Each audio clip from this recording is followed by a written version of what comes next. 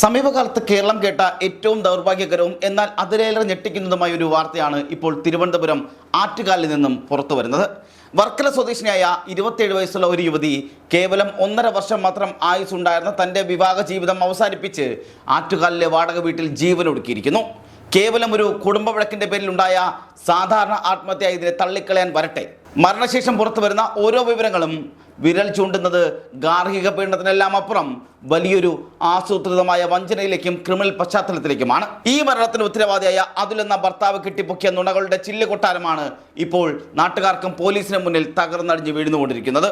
ഓരോ തെളിവുകളും ഓരോ വെളിപ്പെടുത്തലുകളും പുറത്തു വരുമ്പോൾ ഇയാൾ എത്രത്തോളം ക്രൂരനാണെന്ന് നമുക്ക് മനസ്സിലാക്കാൻ സാധിക്കും. നോക്കൂ, വിവാഹാലോചനയുമായി വന്ന സമയത്ത് താൻ ബാങ്കിലെ മാനേജറാണെന്ന് അതുൽ ആരതിയുടെ കുടുംബത്തോട് പറഞ്ഞിരുന്നത്. പാവം ആ പെൺകുട്ടിയും കുടുംബവും അത് വിശ്വസിക്കുകയും ചെയ്തു. എന്നാൽ വിവാഹശേഷമുള്ള പിന്നീടുള്ള അന്വേഷണങ്ങളിലാണ് ഇയാൾ ഒരു സാധാരണ ഫിനാൻസ് സ്ഥാപനത്തിലാണ് ജോലി ചെയ്യുന്നെന്ന കാര്യം പോലും വ്യക്തതയില്ലാതെ പുറത്തു വരുന്നത്.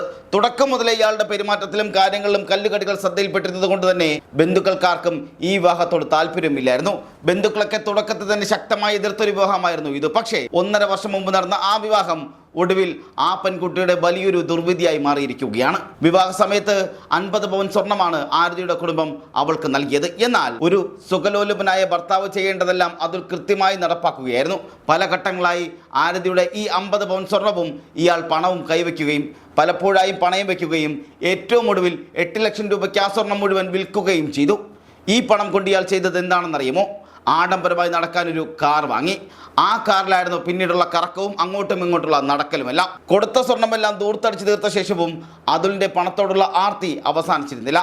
പല കാരണങ്ങൾ കാട്ടി വീണ്ടും ആരതിയുടെ വീട്ടുകാരോട് ഇയാൾ പണം ആവശ്യപ്പെട്ടുകൊണ്ടേയിരുന്നു. പണം ആവശ്യപ്പെട്ടിട്ടും കൊടുക്കാത്ത സാഹചര്യത്തിലാണ് ആരതിക്ക് നേരെ അതിക്രൂരമായ ശാരീരിക പീഡനങ്ങളെല്ലാം ആരംഭിക്കുന്നത്.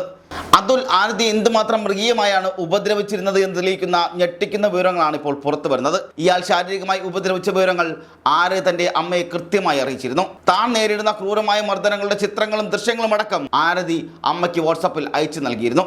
ആ ദൃശ്യങ്ങൾ കാണുമ്പോൾ തന്നെ അറിയാൻ കഴിയും എന്തുമാത്രം മൃഗീയമായ പീഡനമാണ് ആ പെൺകുട്ടിയുടെ ശരീരത്തിൽ ഇയാൾ ഏൽപ്പിച്ചിരുന്നത് എന്നുള്ളത്. താൻ നേരിടുന്ന ഈ നരകയാതനകൾ ആരതി അമ്മയോട് മാത്രമാണ് പങ്കുവച്ചിരുന്നത്. വല്യച്ഛനടക്കമുള്ള മറ്റു ബന്ധുക്കളോട് ആരോടും തന്നെ ഇത്തരത്തിലുള്ള കാര്യങ്ങളൊന്നും പറഞ്ഞിരുന്നതുമില്ല എന്നുള്ളതാണ് ബന്ധുക്കൾ ഇപ്പോൾ മാധ്യമങ്ങളോട് പ്രതികരിക്കുന്നത്. അതുകൊണ്ട് തന്നെ ഇങ്ങനെ ഒരു പ്രശ്നം കുടുംബത്തിൽ നിലനിന്നിരുന്ന കാര്യം തങ്ങൾക്കറിയില്ലായിരുന്നു എന്നാണ് മാധ്യമങ്ങൾക്ക് മുന്നിൽ ബന്ധുക്കൾ വ്യക്തമാക്കുന്നത്. ഒടുവിൽ ഒരു കൗൺസിലർ വിളിച്ച് പറയുമ്പോഴാണ് ബന്ധുക്കൾ പോലും ഈ ദാരുണമായ വിവരം അറിഞ്ഞിരുന്നത്. ഇന്നലെ രാത്രിയും ആ വാടക വീട്ടിൽ വെച്ച് ഇരുവരും തമ്മിൽ കടുത്ത തർക്കമുണ്ടാവുകയും അതുൽ ആരതിയെ ക്രൂരമായി മർദ്ദിക്കുകയും ചെയ്തിരുന്നു. മരണത്തിന് തൊട്ടു മുന്നേ പോലും ഈ ദമ്പതികൾക്കിടയിൽ വലിയ വഴക്കുണ്ടായി. മരണത്തിന് തൊട്ടു മുമ്പ് ആരതി അമ്മയെ ഫോണിൽ വിളിച്ച് ഭയപ്പെടുത്തുന്ന പല കാര്യങ്ങളും വെളിപ്പെടുത്തിയിരുന്നുവെന്നാണ് കുടുംബം പറയുന്നത്. ഇത്തരത്തിൽ ഭർത്താവിൻ്റെ പീഡനത്തിന് മുന്നിൽ ഇനി പിടിച്ചു നിൽക്കാനാകില്ല എന്ന് ഉറപ്പായതോടെയാണ് മർദ്ദനത്തിൻ്റെ ചിത്രങ്ങൾ അമ്മയ്ക്ക് അയച്ച ശേഷം ആരതി ജീവനൊടുക്കാൻ പോലും തീരുമാനിച്ചത്. ഈ കേസിനെ കേവലം ഒരു ഗാർഹിക പീഡനമല്ല എന്നതിനെല്ലാം അപ്പുറം വലിയൊരു ക്രിമിനൽ പശ്ചാത്തലത്തിലേക്ക് എത്തിക്കുന്നത് അതുലിൻ്റെ മുൻകാല ജീവിതത്തെക്കുറിച്ചുള്ള വെളിപ്പെടുത്തലുകൾ കൂടിയാണ്. വിവാഹത്തിന് മുമ്പ് ഇയാൾക്ക് മറ്റൊരു യുവതിയുമായി വിവാഹ നിശ്ചയം കഴിഞ്ഞിരുന്നു എന്നുള്ള വിവരം ആരതിയുടെ കുടുംബത്തിൽ നിന്നും പൂർണ്ണമായും ഒളിപ്പിച്ചു വയ്ക്കുകയായിരുന്നു. ആ പെൺകുട്ടി വിവാഹ നിശ്ചയത്തിന് തൊട്ടു പിന്നാലെ തികച്ചും ദുരൂഹമായ സാഹചര്യത്തിൽ ആത്മഹത്യ ചെയ്തിരിക്കുന്നു എന്നുള്ള ഞെട്ടിക്കുന്ന സത്യം ഈ അടുത്ത കാലത്താണ് ആരതിയും കുടുംബവും അറിയുന്നത്. താൻ വഞ്ചിക്കപ്പെട്ടുവെന്നും തനിക്ക് മുമ്പ് ഇയാളുടെ ജീവിതത്തിൽ വന്ന പെൺകുട്ടിക്ക് സംഭവിച്ച അതേ ദുരന്തഗതി അത് തന്നെയാണോ തനിക്കും വരാനിരിക്കുന്നതെന്നും ആരതി ഭയപ്പെട്ടിരുന്നു. ഈ ഭയത്തിന് ആക്കം കൂട്ടിക്കൊണ്ടാണ് വിവാഹശേഷവും അതുലിന് മറ്റ് സ്ത്രീകളുമായി അവിഹിത ബന്ധങ്ങളുണ്ട് എന്നുള്ളതിൻ്റെ തെളിവുകളും ചിത്രങ്ങളും ആരതിയുടെ കൈകളിൽ ലഭിക്കുന്നത്. ഇത് ആരതി കാണുകയും ചോദ്യം ചെയ്യുകയും ചെയ്തതോടെ ഇരുവരും തമ്മിലുള്ള തർക്കങ്ങൾ അതിരൂക്ഷമായി മാറി.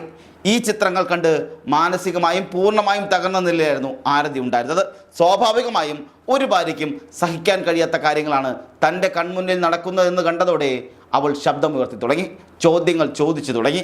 അതാണ് വലിയ വഴക്കുകളിലേക്കെല്ലാം നയിച്ചതും. കൂടാതെ അതുൽ തൻ്റെ സുഹൃത്തുക്കളെ വീട്ടിലേക്ക് വിളിച്ചു വരുത്തി വീടിന് മുന്നിലിരുന്ന് പരസ്യമായി മദ്യപിക്കുന്ന ശീലവും ഉണ്ടായിരുന്നു.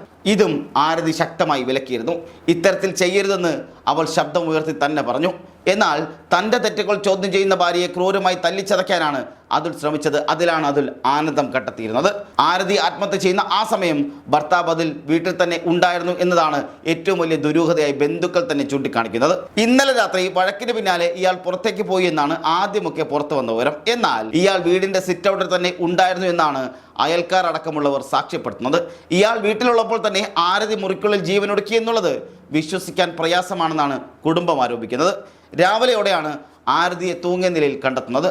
അതിൽ തൻ്റെ ഒരു സുഹൃത്തിനെ വിളിച്ചു വരുത്തി വീടിൻ്റെ വാതിൽ ചവിട്ടിപ്പൊളിച്ചാണ് അകത്ത് കയറിയതെന്നും അപ്പോഴാണ് മൃതദേഹം കണ്ടതെന്നുമാണ് ഇയാൾ പറയുന്നത്. എന്നാൽ ഈ വാതിൽ ചവിട്ടി തുറക്കൽ നാടകത്തിന് പിന്നിലും വലിയ ഗൂഢാലോചനയുണ്ടെന്നാണ് ബന്ധുക്കൾ ആരോപിക്കുന്നതും സംശയിക്കുന്നതും. നിലവിൽ ആരതിയുടെ അമ്മ നൽകിയ കൃത്യമായ പരാതിയുടെ അടിസ്ഥാനത്തിൽ പോലീസ് കേസ് രജിസ്റ്റർ ചെയ്തിട്ടുമുണ്ട്. ഇൻക്വസ്റ്റ് നടപടികൾ അടക്കം പൂർത്തിയാക്കിയ ശേഷം മൃതദേഹം പോസ്റ്റ്മോർട്ടത്തിനായി മാറ്റിയിരിക്കുക കൂടിയാണ്. എന്തായാലും പ്രതിക്ക് അല്ലെങ്കിൽ ഈ ആത്മഹത്യക്ക് നയിച്ച വ്യക്തിക്ക് തക്കതായ ശിക്ഷ കിട്ടേണ്ടതായിട്ടുണ്ട്. അതുലിൻ്റെ മുൻകാല ബന്ധങ്ങൾ, ആദ്യ പെൺകുട്ടിയിലെ ദുരൂഹമായ ആത്മഹത്യ, നിലവിലെ സാമ്പത്തിക ഇടപാടുകൾ, സ്വർണവും കാറുമൊക്കെയായി ബന്ധപ്പെട്ട കാര്യങ്ങൾ എന്നിവയെല്ലാം പോലീസിൻ്റെ അന്വേഷണ പരിധിയിൽ വരികയും ചെയ്യും.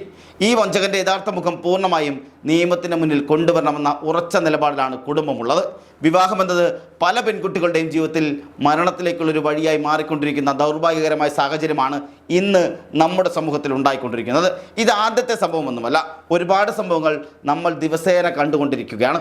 ഭർത്താവുമായുള്ള തർക്കങ്ങൾ, സ്ത്രീധന പീഡനങ്ങൾ, വഞ്ചനകൾ എന്നിവ കാരണം വിവാഹം കഴിഞ്ഞ ശേഷം ദമ്പതികൾക്കിടയിൽ ഉണ്ടാകുന്ന പ്രശ്നങ്ങൾ ഒടുവിൽ വിലപ്പെട്ട ജീവനുകൾ എടുത്തു കളയുകയാണ്. ഭാര്യമാർ മാത്രമല്ലത്, ഭർത്താക്കന്മാരും ആത്മഹത്യ ചെയ്യുന്ന നിരവധി സംഭവങ്ങൾ ഇന്ന് നമ്മൾ കണ്ടുകൊണ്ടിരിക്കുകയാണ്. ഇത്തരത്തിലുള്ള ദാരുണമായ സംഭവങ്ങൾ ആവർത്തിച്ചു കൊണ്ടിരിക്കുന്ന നമ്മുടെ സമൂഹത്തിൽ കണിശമായ നിയമ നടപടികളും അതുപോലെ കൃത്യമായ ബോധവൽക്കരണവും ആവശ്യമാകുന്ന ഘട്ടം കൂടിയാണിത്. നുണകൾ പ്രചരിപ്പിച്ച് സത്യത്തെ മൂടി വയ്ക്കാൻ എത്രയൊക്കെ ശ്രമിച്ചാലും അമ്മയുടെ ഫോണിലെ വാട്സപ്പ് ദൃശ്യങ്ങളും ആരതിയുടെ അവസാന ഫോൺ കോളും അതിനെതിരെയുള്ള ശക്തമായ തെളിവുകളായി മാറുമെന്നതിൽ തർക്കമൊന്നുമില്ല. നിയമം അതിൻ്റെ വഴിക്ക് സഞ്ചരിച്ച് ഈ പെൺകുട്ടിക്ക് നീതി ഉറപ്പാക്കുമെന്ന് നമുക്ക് പ്രത്യാശിക്കുകയും ചെയ്യാം. ആ പ്രത്യാശയോടൊപ്പം തന്നെ പറയേണ്ട ചില കാര്യങ്ങൾ കൂടിയുണ്ട്. നമ്മുടെ നാട്ടിൽ ഇന്ന് ആത്മഹത്യകൾ വളരെ വേഗത്തിൽ നിരന്തരം ഉണ്ടാകുന്നൊരു സാഹചര്യമായി മാറുന്നു. എന്തിനും ഇതിനും ആത്മഹത്യയാണ് അവസാന വഴിയെന്ന് ചിന്തിക്കുന്ന ഒട്ടനവധി പേർ നമ്മുടെ സമൂഹത്തിൽ ഉണ്ടാകുന്നു. അത് എന്തിൻ്റെ പേരിലായിരുന്നാലും ആത്മഹത്യ ഒന്നിനും ഒരു പരിഹാരമല്ല എന്നാണ് ആദ്യം നിങ്ങൾ മനസ്സിലാക്കേണ്ടത്. സമൂഹത്തിലുണ്ടാകുന്ന ഏത് വിഷയത്തിലും സംസാരിച്ചാൽ തീരാത്ത പ്രശ്നങ്ങളെ ഇല്ല എന്നുള്ളതാണ്. ദാമ്പത്യ ജീവിതത്തിൽ പ്രശ്നമാണോ? സൗഹൃദം നടിച്ച് നിൽക്കുന്നവർ ചതിക്കുന്നുണ്ടോ? അല്ലെങ്കിൽ കൂടെ നിൽക്കുന്നവർ പറ്റിക്കുന്നതോ? അങ്ങനെ എന്തുമായിക്കോട്ടെ, എന്തിനായിരുന്നാലും പരിഹാരം നമുക്ക് കണ്ടെത്താൻ കഴിയും. അതിനാണ് സർക്കാർ സംവിധാനങ്ങൾ ഒട്ടനവധി ഉള്ളത്. അതുകൊണ്ട് തന്നെ സ്വന്തം ജീവൻ വെച്ച് കളിക്കാതിരിക്കുക, സ്വന്തം ജീവിതം വെച്ചും കളിക്കാതിരിക്കുക. നമ്മുടെ ഒരു സൗഹൃദം നടിച്ചു വരുന്ന ആരായിരുന്നാലും അവരെ ഒരു കൈയകലത്തിൽ തന്നെ നിർത്താൻ ശ്രമിക്കുക. അത് സുഹൃത്തുക്കളായിക്കോട്ടെ, ബന്ധുക്കളായിക്കോട്ടെ, സഹോദരങ്ങളായിക്കോട്ടെ, ആരുമായിക്കോട്ടെ. തങ്ങളോട് സൗഹൃദം നടിച്ച് ആര് വന്നാലും അവരെ ഒരു കൈകാലത്ത് നിർത്താൻ ശ്രമിക്കേണ്ടത് നമ്മൾ ഓരോരുത്തരുമാണ്. മറ്റൊന്ന്, ദാമ്പത്യ ജീവിതത്തിൽ ഉണ്ടാകുന്ന പ്രശ്നങ്ങൾ കഴിവതും പറഞ്ഞു തീർക്കുക. ഇനി ഒത്തുപോകാൻ സാധിക്കുന്നില്ലെങ്കിൽ ഗുഡ് ബൈ പറഞ്ഞ് പോയിക്കൊണ്ടേയിരിക്കുക. നിങ്ങൾ നിങ്ങളുടെ ജീവിതം നോക്കി മുന്നോട്ട് പോകുക. അവർക്ക് അർഹിക്കുന്ന ശിക്ഷ അവർക്ക് ലഭിക്കുക തന്നെ ചെയ്യും. നിയമത്തിൻ്റെ വഴിക്ക് തന്നെ പോകണം.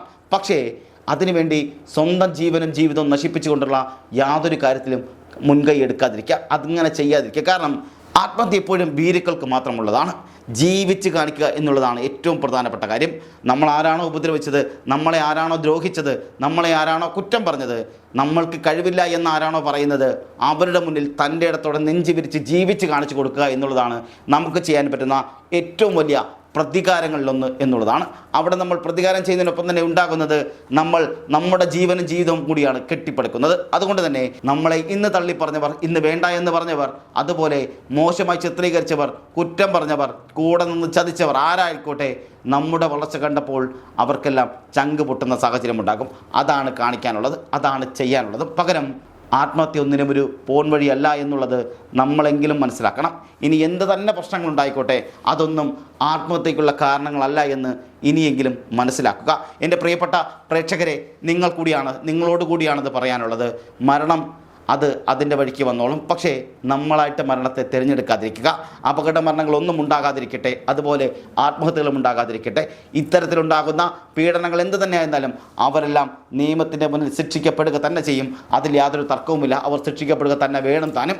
അങ്ങനെ വരുമ്പോൾ തന്നെ നമ്മൾ ചെയ്യേണ്ടത് അതിനുള്ള നിയമ നടപടിയുമായി മുന്നോട്ട് പോകുന്നതാണ്. ഒരുപക്ഷെ ആദ്യമൊക്കെ ബുദ്ധിമുട്ടുണ്ടാകും, നമ്മൾ മടുത്തു പോകുന്ന സാഹചര്യം ഉണ്ടാകും. അങ്ങനെ തന്നെ വന്നാലും ഫൈറ്റ് ചെയ്ത് തന്നെ നിൽക്കുക. കാരണം നമുക്ക് വരദാനമായി കിട്ടിയ നമ്മുടെ ജീവൻ അത് മറ്റൊരാൾക്ക് വേണ്ടിയിട്ട് കളയാനുള്ളതല്ല. അങ്ങനെ കളയുകയും ചെയ്യരുത്. അതുകൊണ്ട് തന്നെ ഫൈറ്റ് ചെയ്യുക.